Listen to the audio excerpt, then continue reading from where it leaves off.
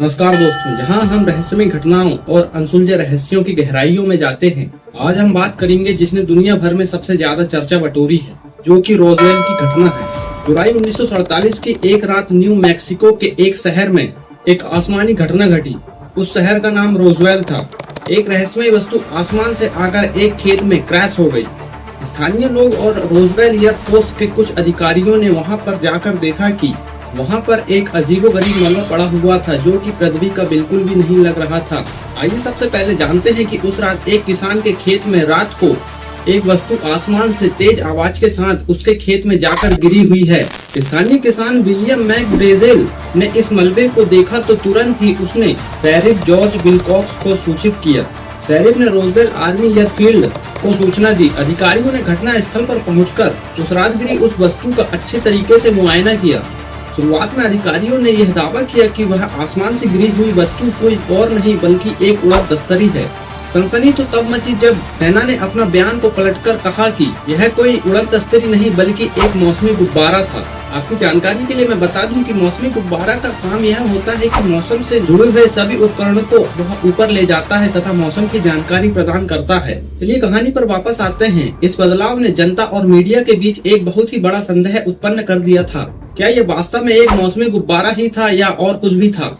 हालांकि बहुत लोगों का यह भी मानना था कि वहां पर एक यूएफओ क्रैश हुआ था और सरकार ने यह बात को हमसे छुपाने की कोशिश की है। कई गवाहों ने यह भी बताया है कि वहां के मुआयने के दौरान वहां पर अजीबोगरीब चीजें और अजीबोगरीब धातुओं के टुकड़े भी मिले हैं, जो कि इस पृथ्वी के तो बिल्कुल भी नहीं लग रहे थे। और कुछ लोगों ने तो यह तक दावा किया है कि उन्होंने वहां पर अलौकिक प्राणियों के शव भी देखे हैं। इस घटना के बाद रोजवेल नेशनल सिक्योरिटी एजेंसी के तहत एक टॉप सीक्रेट प्रोजेक्ट मोगुल का खुलासा हुआ, जो कि उच्च ऊंचाई पर निगरानी रखने के लिए कुछ गुब्बारों का उपयोग करता था। प्रोजेक्ट मोगुल का काम सोवियत यूनियन के परमाणु परीक्षणों का पता लगाना था, लेकिन ये प्रोजेक्ट भी सभी सवालों का जवाब नहीं दे सका। लोगों को संदेह और भी बढ़ गया कि सरकार हमसे कुछ न कुछ तो छुपा रही है। कई गवाहों ने यह भी बताया कि हमने वहां पर अजीब-गरीब चीजें देखी थी और कुछ ने यह भी कहा था कि हमने वहां पर कुछ अलौकिक प्राणियों के शव भी देखे थे, जैसा कि मैंने यह आपको पहले भी बताया था। रोजवेल की घटना की जांच करने वाले यूएफओ अधिकारियों का कहना था कि सरकारी रिकॉर्ड और रिपोर्ट में कई विरोधाभास भी पाए जाते हैं। इस घटना के ऊपर कई डॉक्यूमेंट्रीज, फिल्में व पुस्तकें भी लिखी गई हैं। यहाँ पर दुनिया से हजारों लोग भी आते हैं ताकि वह इस घटना को अपनी आंखों से देख सकें।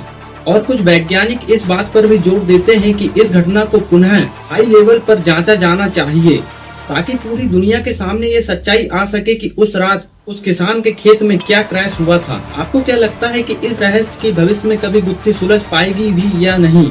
क्या कभी हमें इस घटना की सच्चाई का पता चलेगा भी या नहीं? यह सवाल आज भी बना हुआ है कि रोजवेल में सही में वहां पर यूएफओ क्रैश हुआ था या ये एक गलतफहमी है।